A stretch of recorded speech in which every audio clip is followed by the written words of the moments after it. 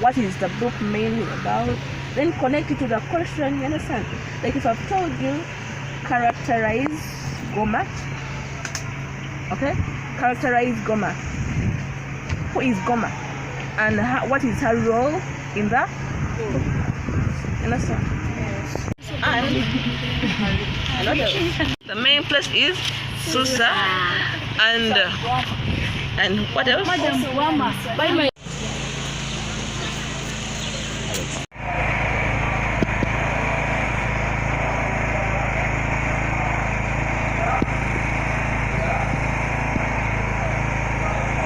Orphan boy. Okay?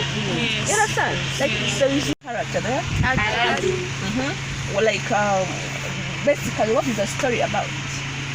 It's about a suffering boy who suffers after. We are going to first talk about the book.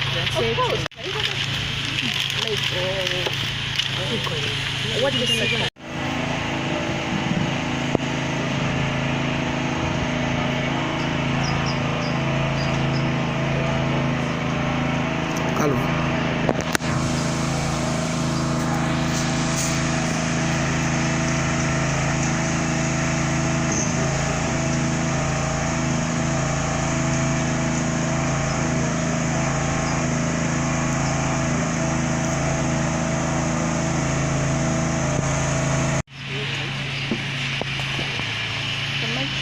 Your paragraphs are well developed with examples from the book.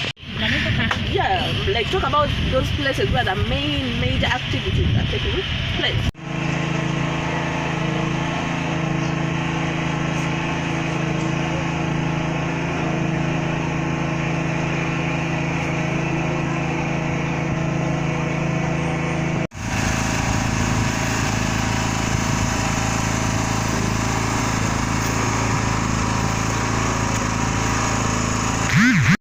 A student at St. Francis Ebya of the new curriculum.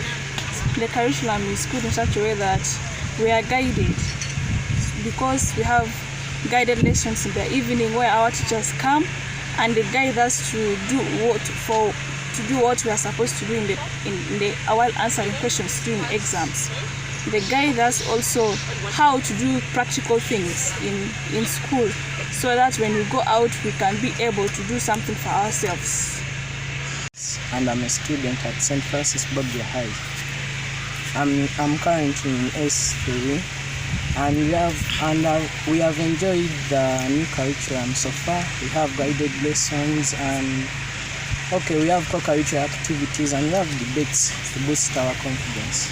So that's what I mean. Nyanze mukulu w'essomero lya St. Francis Ebya High School Mukono wano wetuli. Essomero lino lya Kereziya, yatandikibwawo Kereziya ya Lugazi Diocese wano e Buguju mu Mukono. Wadde nga liri mu Mukono, tulina abaana okuva mu bitundu eby'enjawulo byonna ebikola Uganda okuva ku nsalo emu okutuuka ku ndala. Ebibuuzo byaffe byakomyewo byonna, laba naffe bonna bakoledde ddala bulungi. Ministry ey'ebyenjigiriza ezze tuteekateeka kuba guno gwe mulundi ogubadde kusembayo tutuula ebigezo mu curriculum eno enkadde. Naye ezze tuteekateeka ng'etugamba nti abaana abo bonna abanaaba tebafunye mukisa kuyita bulungi bajja kuddamu okutuula ebibuuzo. Bayitikyaz bonna bakimanyi kuba ministry yatuwandiikira netutegeeza nti ebibuuzo byo bijja kuddamu bituulibwe mu Gw'omusanvu.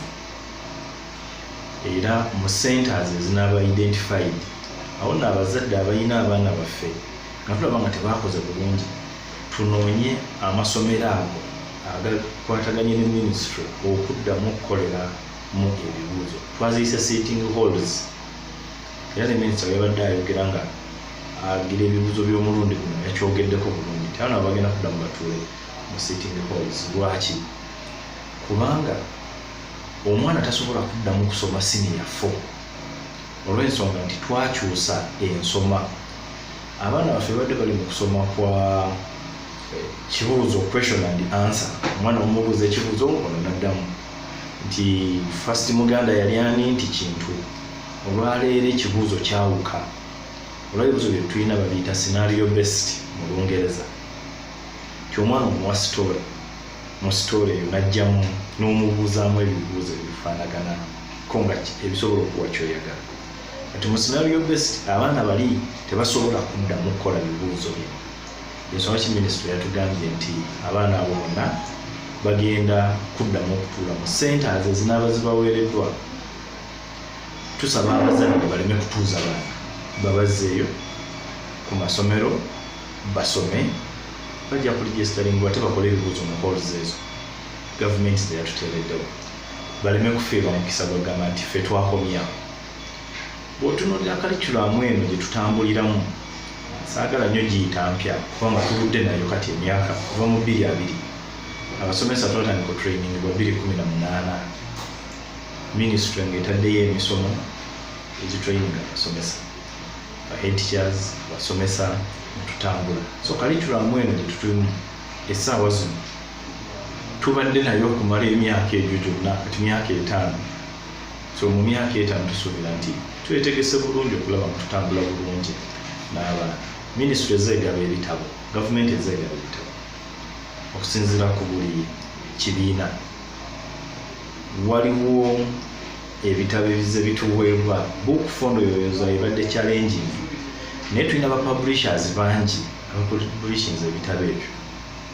Vision publishers, Fountain publishers, bangi nnyo baziba publishing ebitabo.